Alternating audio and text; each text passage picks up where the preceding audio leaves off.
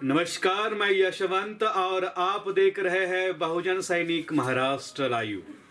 जागना है तो जगाना पड़ेगा एक राष्ट्र के लिए। भारत के अंदर 5 विधानसभा के इलेक्शन कमिश्नर ने डिक्लेयर किए हैं और जैसा ही इलेक्शन कमिश्नर ने इलेक्शन डिक्लेयर किए उसी से आज तक भाजपा के अंदर भगदड़ मची हुई है। तो दूसरी तरफ समाजवादी पार्टी के अंदर भाजपा से निकलकर समाजवादी पार्टी के अंदर जा रहे हैं और खुशियां बटोर रहे हैं। तीसरी तरफ बहुजन समाज पार्टी अंदरूनी कार्यकर्ताओं को हर जिला और सेक्टर के अंदर जाकर प्रचार कर रही है और बहन मायावती प्रेस मीडिया के सामने आकर एहसास दिला रही है कि उत्तर प्रदेश के अंदर मैंने कि बहुजन समाज पार्टी बहुमत से सरकार ला रही है। ऐसा ही बहुजन समाज पार्टी के राष्ट्रीय महासचिव एडवोकेट सतीश चंद्र मिश्रा इन्होंने कल दूरदर्शन पर आकर बहुजनों को एहसास दिलाया कि बहुजन समाज पार्टी उत्तर प्रदेश के अंदर बहुमत से सरकार ला रही है। देखते हैं दूरदर्शन में सतीश चंद्र मिश्रा क्या। का विषय है बहुजन से सर्वजन की ओर, क्या खोया क्या पाया। हमारे मेहमान श्री सतीश चंद्र मिश्र उनसे बातचीत कर रही हैं रीमा पाराशर। सबसे पहले तो सतीश जी के लिए जोरदार तालियां। पेशे से वकील, लेकिन उससे ज्यादा अभी जब भी कभी सतीश चंद्र मिश्रा जी की बात होती है तो माना जाता है कि क्या बसपा में अब नए उत्तराधिकारी या फिर चाणक्य, बहुत सारे नामों से आपको नवाजा जाता है। कहना ठीक होगा उत्तराधिकारी या नहीं? देखिए, ये पहले हम भी कह चुके हैं, हमारी पार्टी की जो मुखिया हैं बहन मायावती जी भी कह चुकी हैं। हम उत्तराधिकारी कौन होता है? उत्तराधिकारी होता है जो कि उम्र में कहीं छोटा हो। और हमारी नेता बहन मायावती जी अभी 1-2 साल नहीं 20 साल तक हमारी पार्टी की राष्ट्रीय अध्यक्ष हैं। वो उनकी सेहत ऐसी है कि वो अभी अपनी जो अध्यक्ष के रूप में और पार्टी को चलाने का काम करेंगी। और इसके साथ साथ में एक चीज़ और भी स्पष्ट कर दें कि एक बार नहीं कई बार इस प्रश्न का जवाब हमने भी दिया, हमारी तरफ से हमारी नेता ने भी, और हम लोग पार्टी की तरफ से उन्होंने भी दिया। उनसे भी प्रश्न हुए थे तो उन्होंने कहा देखिए, उत्तराधिकारी तब होता है जब कोई आदमी समझता है कि हम अब कमज़ोर हो गए हैं या अब हम नहीं चला सकते हैं। ऐसी कोई स्थिति वहाँ अभी 20 वर्ष तक नहीं। दूसरी बात ये भी है, ये भी स्पष्ट कर देना चाहेंगे, उत्तराधिकारी जब भी बहुजन समाज पार्टी में जब भी 20 साल 25 साल बाद जब भी बात कोई उठेगी तो उस समय ये भी साफ किया हुआ है कि दलित समाज से जो भी उत्तराधिकारी होगा वो दलित समाज से, बहन मायावती जी ने स्वयं कह रखा, एक बार नहीं कह रखा, उसको वो बनाने का काम करेंगी। लेकिन वो स्टेज अभी नहीं है। नहीं सतीश जी, लेकिन मेरे पास तो दूसरा सवाल था आगे बढ़ने के लिए, लेकिन आपने जो ये बात कही इसी से रिलेट करूंगी कि ऐसा क्यों है कि फिर उत्तराधिकारी बनाने के लिए दलित समाज से ही आपको चाहिए? क्योंकि आपने सबसे ज्यादा अगर ब्राह्मण वोटों को लुभाने की बात की पिछले चुनाव में, ब्राह्मण कार्ड खेलने की कोशिश की, तमाम अलग अलग हलकों में आपने बात की, तो फिर उत्तराधिकारी क्योंकि नाम है, आगे बढ़ चुकी है पार्टी, लेकिन उसके बावजूद पीछे देखिए आना है। आप फिर वही आपका आज जो शुरुआत अभी आपने की, कहा कि आज ये है कि बहुजन से सर्वजन की तरफ, तो बहुजन से सर्वजन की तरफ हम लोग बढ़ रहे हैं। बहुजन हिताय और सर्वजन हिताय की तरफ, सर्वजन हिताय को हम लोग लेकर के आगे बढ़े। तो सर्वजन हिताय सर्वजन सुखाय की जब बात कर रहे हैं तो हम लोग सारे लोगों को लेके चलते हैं। लेकिन इसमें जो 25% के करीब उत्तर प्रदेश में दलित समाज के लोग हैं जिनका कि उत्पीड़न हर सरकार ने किया है, सिवाय बहुजन समाज पार्टी ने उनको सम्मानजनक जीवन जीने की उनके लिए व्यवस्था की, उनको आगे बढ़ाने का काम किया। जितनी भी सरकारें उसके पहले आई या बाद में आई, अभी पिछले 10 वर्ष की सरकारें हैं, उन्होंने फिर से जिस तरह से उनके ऊपर हमलावर हुए, तो कहीं पर भी आपको देखने को मिलेगा कि दलित समाज को खास तौर से लेकर के जो 25%, 1/4 हैं, 25 करोड़ में 1/4 दलित समाज के लोग उत्तर प्रदेश में, लेकिन उनको साइडलाइन करके उनको रखने का जो कार्यक्रम ये सरकारें करती हैं, तो उसको उसका जवाब हम लोग देने का काम करते हैं जब बहुजन समाज पार्टी की सरकार बनती है, कि हम सर्वजन को लेके चलते हैं और दलित समाज जिनसे आपने सब कुछ छीना, जिनको आप देना नहीं चाहते, जिनको आप दूर रखना चाहते हैं, उनको हम लोग उचित स्थान दे करके, सम्मानजनक स्थान दे करके, और ये एक संदेश भी पूरे देश में देने का काम करते हैं कि ये लोग भी हमारी तरह से सम्मानजनक जीवन जीने के अधिकारी हैं। नहीं, बिल्कुल आप सही कह रहे हैं सतीश जी। एक समय में पार्टी जरूर अति पिछड़ों की पार्टी और दलितों की पार्टी थी। दलित आपके साथ थे, दलित वोट बैंक पर आपका कब्जा था, लेकिन क्यों फिर वो वोट परसेंटेज आपका कम होता गया? दलित क्यों आपसे छिटकने लगे? पिछड़े बीजेपी की तरफ क्यों जाने लगे? ये सवाल भी बनता है। देखिए, ये तो जो पार्टियां, विरोधी पार्टियां उस तरह की बात करती हैं। कभी भी दलित समाज का अगर वोट हम लोग पिछड़े समाज का वोट अगर नहीं मिला होता तो हमारा परसेंटेज 2017 में, जब 12 में सरकार बनी है समाजवादी पार्टी की, तो आधा प्रतिशत तो हमसे खाली आगे थे। हम लोग 29% पे थे, वो 29.5 पे थे। और 2017 में भी आपने देखा होगा कि कितनी सीटों में थोड़े थोड़े वोटों से हम लोग हारे हैं, और हमारा वोट कभी कम नहीं हुआ। परसेंटेज इसलिए कम आपको नजर आ रहा है क्योंकि नए वोटर बन गए थे, नए वोटर आए। लेकिन 1,92,00,000, अगर पहले 1,62,00,000 वोट पड़ा था तो 1,92,00,000 वोट पड़ा। तो जो दलित समाज का वोटर है, जो पिछड़े वर्ग का समाज का वोटर है, वो तो बहन मायावती जी के साथ में चट्टान की तरह खड़ा है। जितनी भी इस तरह की भ्रामक बातें कही जाएं, कहने की कोशिश की जाए और पार्टियों द्वारा की जाए कि वो छटक रहा है, ये हो रहा है, तो वो उनको परेशानी क्यों हो रही है? उनको उनके पेट में दर्द क्यों हो रहा है? खुश होना चाहिए उनको तो। लेकिन परेशान इसीलिए हैं क्योंकि वो जान रहे हैं कि ये सब इकट्ठा हैं, एक साथ हैं। और अब की बार जो 10 वर्षों में सरकार देखी उन्होंने, 5 वर्ष समाजवादी पार्टी की सरकार देखी, जिस तरह से दलितों के साथ में, पिछड़ा वर्ग में, एक समाज को छोड़ दिए, एक जात को छोड़ दिए, बाकी लोगों के साथ में किस तरह से उनके साथ में व्यवहार हुआ। और इस सरकार में 2017 से और अभी तक जो 22 अब तो जाने वाली है ये सरकार, तो इसमें जिस तरह से इन दोनों समाजों के साथ में हुआ, ये कभी कोई सोच भी नहीं सकता था कि इस तरह की ये लोग सरकार में इस समाज के बारे में जो आपने कहा, आपने देखा किस तरह से हाथरस में दलित समाज की बेटी थी, उसके साथ में किस तरह बलात्कार के बाद उसका शरीर भी उनके घर वालों को नहीं देने दिया इस सरकार ने। सीधे मुख्यमंत्री कार्यालय से बैठ करके मॉनिटरिंग हो रही थी। जिला मजिस्ट्रेट को खड़ा करा दिया गया कि आप जाइए उसको जलवा के आइए, और रात के 2:30 बजे एक पुलिस वाले से मिट्टी का तेल डलवा के जलवाने का काम किया रहा है। तो ये सरकार जो है, वो पिछली सरकार जो थी वो दंगे फसाद, बाकी सब चीजें करा करके अपना वोट बढ़ाने की कोशिश करती थी। 134 दंगे कराए समाजवादी पार्टी की सरकार में।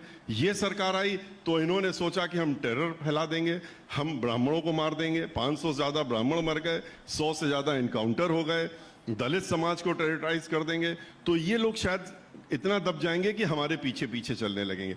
लेकिन अब की बार जो हम लोग पूरे उत्तर प्रदेश में घूम के आए हैं, हम तो पूरे उत्तर प्रदेश में हर जिले में गए हैं, और जिस तरह का माहौल हमको पूरे प्रदेश में देखने को मिल रहा है, दलित समाज के हर वर्ग जो है इस समय एकजुटता दिखाते हुए पिछड़े वर्ग समाज के साथ में, अल्पसंख्यक समाज के साथ में और ब्राह्मण समाज के साथ में मिल करके 2007 वाली सरकार बनाना चाहता है, जिस तरह से सर्वजन हिताय सर्वजन सुखाय की सरकार हम लोगों ने चला के दिखाई थी। ये जो आपका कॉन्फिडेंस लेवल है, क्या जो आप मानकर बैठे हैं कि सरकार आपकी बननी है, इसी वजह से क्या बहन जी नहीं निकल रही हैं? और जिन रैलियों के लिए बीएसपी जानी जाती थी, सब पूछ रहे हैं कि आखिर बहन जी कहाँ हैं? आपने शायद, कहाँ है? देखिए, शायद दूरदर्शन वाले मिस कर गए होंगे, या जो लोग इस तरह की बात करते हैं वो मिस कर गए होंगे। 7 सितंबर को आपने शायद नहीं कवर किया होगा, आपका कोई आया नहीं होगा एंकर या जो भी होगा, कि कितने हजारों की संख्या में लोग थे, जिसमें हमने आखिरी सभा करी थी, जिसमें ब्राह्मण समाज के खुद ही 20,000 लोग थे। उसके बाद 5 लाख लोग, 9 अक्टूबर को 5 लाख लोगों को एड्रेस किया बहन मायावती जी ने, और यहीं लखनऊ में 5 लाख की रैली। ये लोग जितनी रैलियां कर चुके हैं सबको मिला लेंगे तब भी 5 लाख की नहीं होगी। अकेले बहन मायावती 5 लाख की रैली की, इनकी रैलियों को आप देख तो लीजिए कौन सी रैली हो रही। अभी एक भी रैली हुई है इनकी? इनको आप तो इनके जो ये कार्यक्रम है, जो कि फीता काटने वाले, पत्थर लगाने वाले, आज मुख्यमंत्री जी 4 जगह जा रहे हैं, फीता काट रहे हैं, आज उनके मंत्री कर रहे हैं, ये आपके पैसे से जो आप कमा करके देती हैं टैक्स ना, और हम लोग देते हैं, उसका गलत इस्तेमाल करते हुए और इन रैलियों में लगाया जा रहा है। इनसे तो प्रश्न उठना चाहिए। और अदालतों को स्वयं लेना चाहिए इसमें कॉग्निजेंस कि आखिर ये जो आप मीटिंग कर रहे हैं तो आप भारतीय जनता पार्टी का पैसा निकालिए ना, नहीं तो उससे रैली करिए। आप ये कहना चाह रहे हैं कि बसपा आप कोई बड़ी रैली इस तरह नहीं करेगी? देखिए, बीएसपी की अपनी रणनीति होती है, हमेशा रही है, उसी तरह से हम लोग चलते हैं। हम लोग किसी के इस तरह से नहीं, अरे आप क्यों नहीं निकाल रहे हैं, क्यों नहीं कर रहे हैं। हमने 9 अक्टूबर को किया, 5 लाख लोग आए, जो संदेशा था सबके साथ गया। हम 96 मीटिंग कर चुके हैं पूरे उत्तर प्रदेश में, और 96 मीटिंग करने के बाद हम 43,000 किलोमीटर तो खाली गाड़ी से चले, पूरे प्रदेश में गए। हम पार्टी के राष्ट्रीय महासचिव हैं, हमको जिम्मेदारी दी गई। नहीं, आपको बिल्कुल सतीश जी, आप बिल्कुल सही कह रहे हैं, आप दिखाई दे रहे हैं। वही मेरा सवाल था कि बहन जी कहाँ है? देखिए बहन जी, आपको हमने बताया कि वो आई, उन्होंने रैली भी की, उन्होंने मीटिंग भी की, उन्होंने 5 लाख लोगों को एड्रेस किया। हमारी पार्टी की एक नीति है, रणनीति है, उसके तहत में हमेशा जब चुनाव की घोषणा होती है, चुनाव की घोषणा के बाद बहन मायावती जी की रैलीज होती हैं, उसके पहले उनके कार्यकर्ताओं की, उनके जो नेता लोग हैं, जो और लोग हैं, उनकी रैलीज होती हैं। और अभी भी हमारे बूथ लेवल तक आज के रोज भी, आज 110 रैलियां चल रही हैं पूरे प्रदेश। आज जब हम आपसे बात कर रहे हैं 110 रैलियां बूथ लेवल तक बैठक और मीटिंगें हो रही हैं। लेकिन हम लोग उस तरह से प्रोपेगेंडा नहीं करते हैं कि सरकारी पैसा लिया और दिखाया, जैसा मैंने पहले कहा, और बुला लिए सरकारी आदमी और अधिकारियों से कहा कि बस लगा दो और आदमी ले आओ। हम लोगों के यहाँ आते हैं लोग, खुद जेन्युइन लोग आते हैं, और आ करके 5 लाख लोग अगर जो आए थे 9 अक्टूबर को, तो वो अपने पैसे से, अपने साधन से आए थे बहन मायावती जी को सुनने। इनके सरकारी खजाने को निकाल के नहीं आए थे कि वो सरकारी खजाने से आए। आज 5 साल जब निकल गए हैं, तब आप बताइए, एक दिन में 10 उद्घाटन हो रहे हैं, 10 पत्थर लगाए जा रहे हैं। 5 साल पहले क्या था, क्यों नहीं करा था? तब करते आके तो समझ में आता। इस समय जनता जवाब पूछ रही होती। जनता जवाब पूछ रही है। और ये जो आपने जवाब दिया सतीश जी, लोग ये कह रहे हैं कि शायद इस वजह से बीएसपी बाहर नहीं आ रही है, क्योंकि बहुत सारे, चाहे वो केसेस की बात हो, कोर्ट केसेस की बात हो, कोई एक अजीब सा डर है बसपा के अंदर, बी टीम की तरह से काम कर रही है बीजेपी की, ऐसा भी लोग कह रहे हैं। देखिए, बी टीम कौन कर रहा है और किसकी बी टीम कौन चल रहा है, ये भी सबको मालूम है। अभी 1 हफ्ते पहले कौन बैठा था एक साथ सोफे में बैठ के प्लानिंग बना रहा था उत्तर प्रदेश की? आरएसएस के मुखिया और श्री मुलायम सिंह यादव। तो एक दूसरे की ए बी टीम कौन है? और जहां तक आप ये कह रहे हैं किसी डर से, किस चीज का डर होगा? मैं तो आपके सामने बैठा हूं, मैं तो वकील भी हूं, और कोशिश जरूर की गई पूरी 2003 से लेकर के, और पहले बीजेपी ने, उसके बाद समाजवादी, उसके बाद कांग्रेस पार्टी ने। लेकिन आपकी नॉलेज के लिए, जिससे कि आपको भी क्लियर हो जाए, हम कई बार बता चुके हैं, एक भी मुकदमा, एक नए पैसे का भी आज हमारी पार्टी की मुखिया बहन मायावती जी के ऊपर कहीं पर किसी जगह भी लंबित नहीं है। टोटल उनके क्लीन चिट है, यहां से लेकर सर्वोच्च न्यायालय तक। तो ये एक जो प्रोपेगेंडा करा जाता है, ये खाली वो लोग करते हैं। जब हम कांग्रेस के साथ में उनको सपोर्ट कर रहे थे बाहर से, तब कहा जाता था हम उनकी ए टीम है, बी टीम है। आज हमें आप इनके बारे में बता रहे हैं, कल किसी और के लिए कहेंगे। तो ये हमारी पार्टी जो है मुद्दों पे चुनाव लड़ती है और विकास पे चुनाव लड़ रही है। विकास हमने करके दिखाया। 2007 से 12 के बीच में पूरे प्रदेश में विकास करा, पूरे प्रदेश में भाईचारा बनाया, पूरे प्रदेश में एक सर्वजन हिताय सर्वजन सुखाय को लेकर के चले, महिलाओं को सुरक्षा दी, किसानों का 2 गुना दाम बढ़ाया गन्ने का। इनकी तरह नहीं कि खाली वादे किए। हम लोगों ने 1 दर्जन से ज़्यादा यूनिवर्सिटीज़, इंटरनेशनल लेवल की यूनिवर्सिटीज़ बनाई, हॉस्पिटल्स हर जिले में बनाने का काम किया, 23 नए जिले बनाने का काम किया, 7 मंडल क्रिएट करने का काम किया। तो ये सब किसने किया? ये सब बहुजन समाज पार्टी, हम लोग विकास पे चलते हैं और विकास का ये कार्य करा। इनकी तरह से नहीं किया। महिलाओं को, एक भी महिला का आपको उत्पीड़न नहीं मिलता था। आज हर 2 घंटे में एक महिला के साथ में बलात्कार हो रहा है, दुराचार हो रहा है। ये तो एनसीआरबी की रिपोर्ट कहती है।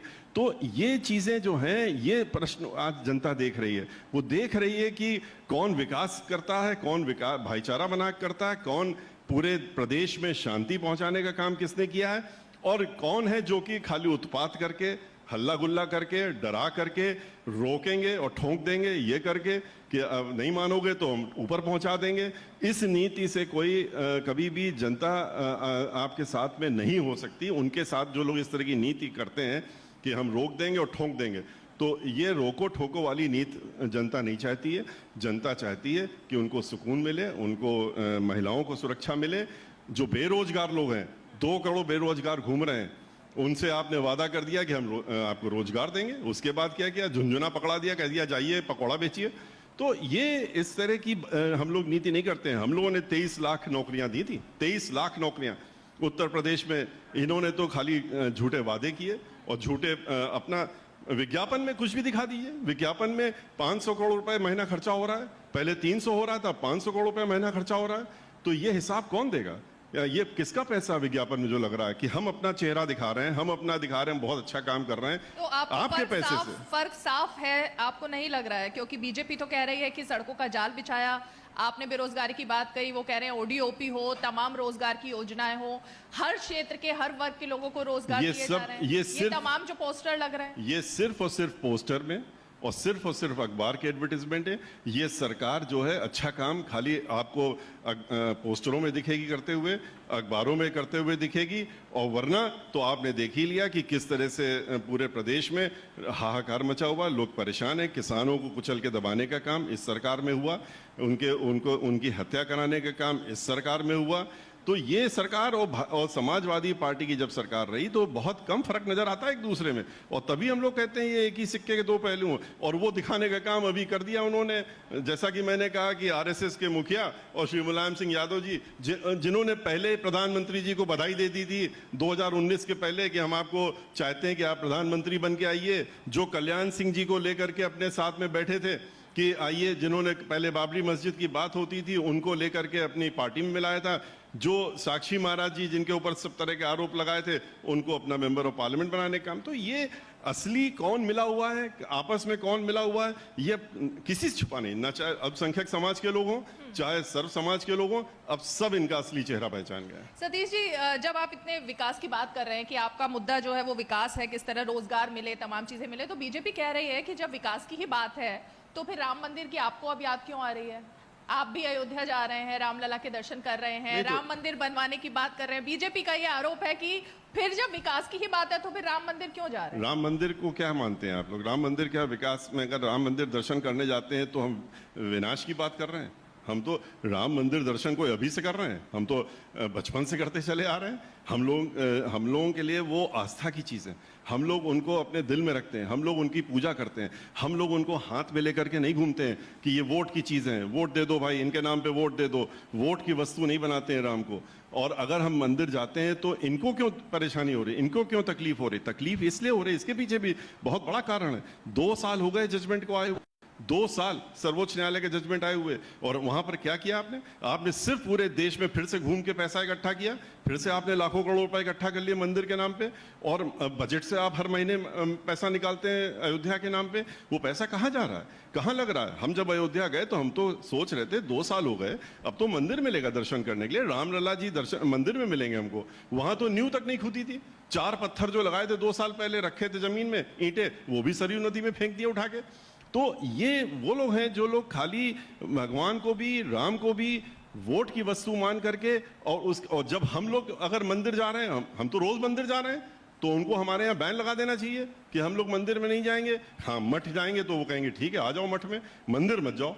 तो हम लोग तो मंदिर जाते हैं, मंदिर तो हर जगह जाते हैं और जाते रहेंगे। ये कभी नहीं, हम लोगों ने वृंदावन में जाकर के समग्र विकास किया। आप तो वृंदावन गई होंगी, 550 करोड़ रुपए खर्च करके हमारी सरकार में समग्र विकास वृंदावन का हुआ। अयोध्या में भी देख लीजिए, वहां का सीवेज ट्रीटमेंट प्लांट हम लोगों ने बनाया, वहां की 14 कोसी सड़क जो थी उसको चौड़ा करके हम लोगों ने बनाया, सरयू नदी के घाट हम लोगों ने बनाए, हम लोगों ने वहां पर जितनी भी व्यवस्था हो सकती थी उस समय करने का काम किया। ये तो खाली बजट लेते हैं और जाकर कहते हैं अयोध्या में लगाने जा रहे हैं, और उसके बाद कहाँ लगाते हैं ये किसी को नहीं पता, बताने का काम नहीं। आपको भी सपने में कोई भगवान आते हैं क्या?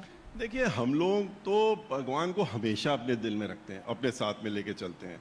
इस समय भी आपके साथ वार्ता कर रहे हैं तो ईश्वर को हम अपने साथ में रखे हुए हैं, और हम लोग जब घर से निकलते हैं तब भी उनका पूजा पाठ करके निकलते हैं, वापस आते हैं तब फिर उनको प्रणाम करते हैं। और हम लोग ये दिखावे की, इस तरह की राजनीति में कभी भी ईश्वर को नहीं लाते हैं, भगवान को नहीं लाते हैं और ना लाना चाहते हैं। ये तो आपको इनसे पूछना चाहिए, बीजेपी वालों से भी एक चीज़ और पूछ लीजिएगा कि महिलाओं की बात करते हैं, महिलाओं की, हालांकि महिलाओं की क्या सुरक्षा है वो तो मैंने आपको बता ही दिया, लेकिन ये राम की बात करते हैं, सीता की बात क्यों नहीं करते हैं? इसके पीछे कभी इनसे जवाब पूछिए तो एक बार। आप पूछिए कि भाई सीता से आपको क्या नाराजगी है? आप राम का नाम लेंगे, सीता का नाम कभी नहीं किया। आप मुझसे, हम लोग किसी से मिलते हैं सीताराम करके मिलते हैं, ये राम खाली नाम लेते हैं।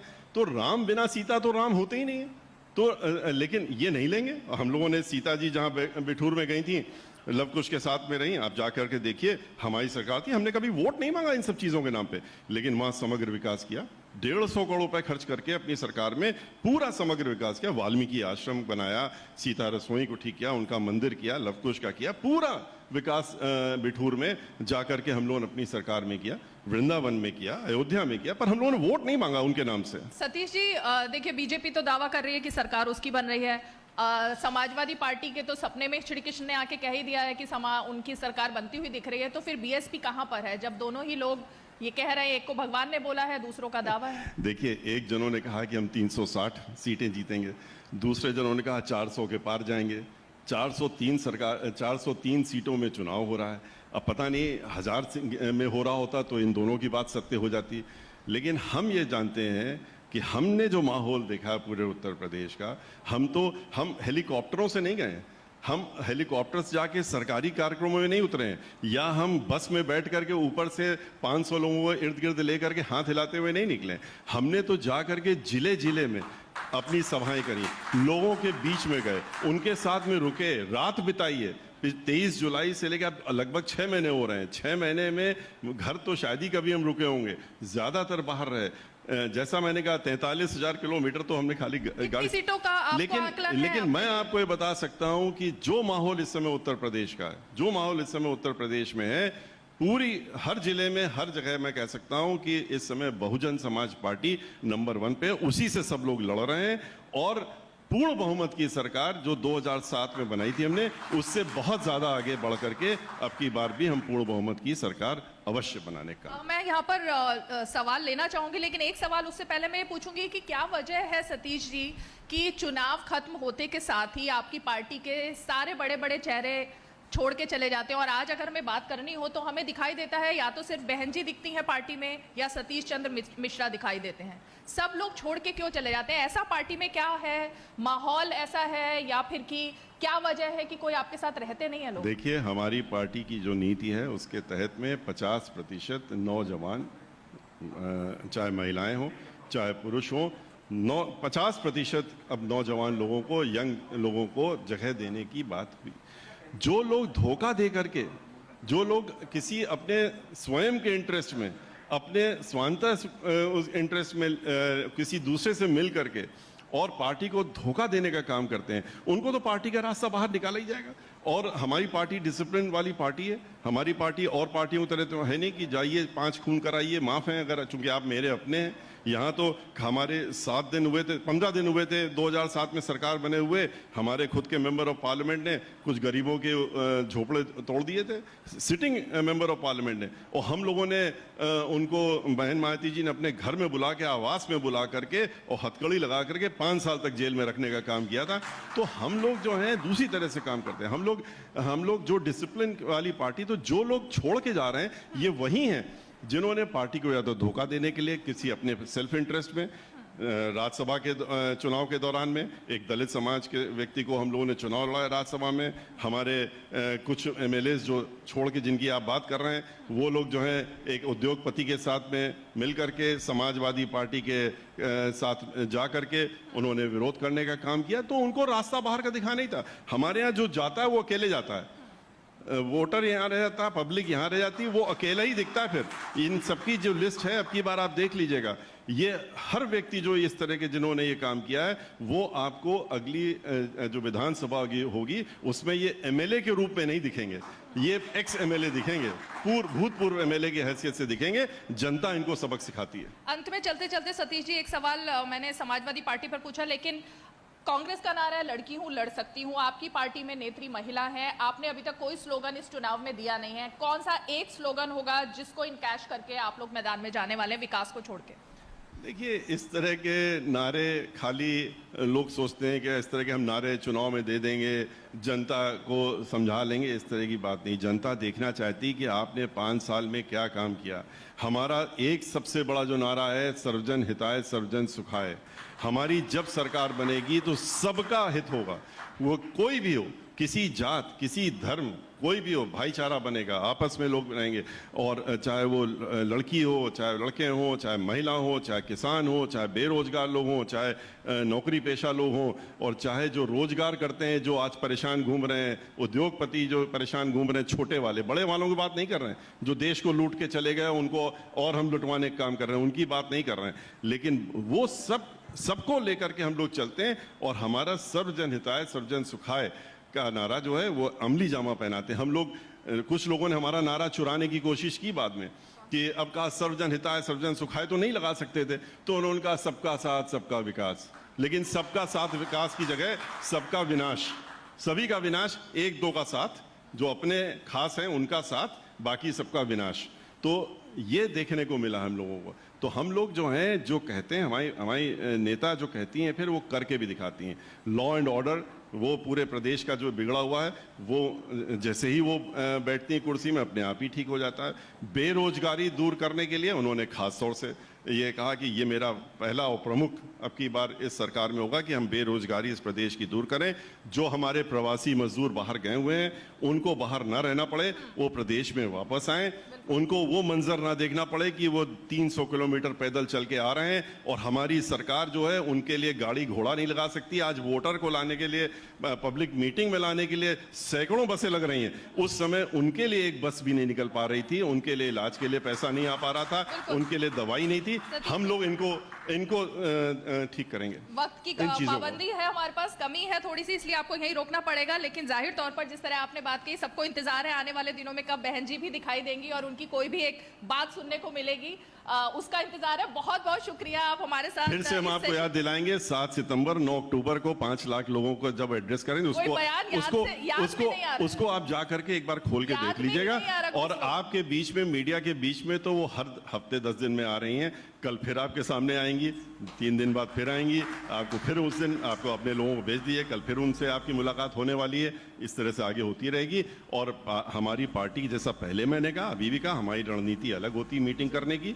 हम लोग हमेशा से, कोई नई चीज़ नहीं है, लोग इस तरह से सरकारी धन से घूमते रहते हैं। हम लोग अपनी मीटिंग जैसे ही चुनाव की घोषणा होगी, उसके बाद हमारी पूरी कार्यशैली जो तय होगी वो उसके हिसाब से चलेंगे। बहुत बहुत शुक्रिया सतीश जी। बहुत बहुत शुक्रिया रीमा, आपका इस सत्र का संचालन करने के लिए। मैं अनुरोध करूंगा दूरदर्शन के महानिदेशक श्री मयंक अग्रवाल जी से और प्रिया जी से, कृपया मंच पर आएं और सतीश जी का सम्मान करें।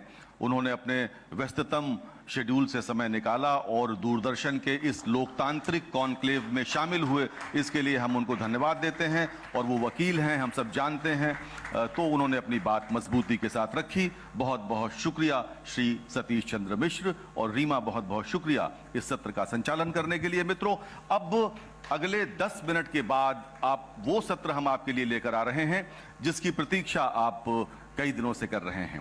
अगले 15 मिनट के बाद 10 मिनट के अंदर हमारे बीच उत्तर प्रदेश के बहुजन सैनिक महाराष्ट्र लाईव्हला लाईक करा, शेअर करा, सबस्क्राईब करा आणि बेल आयकॉनवर क्लिक करा।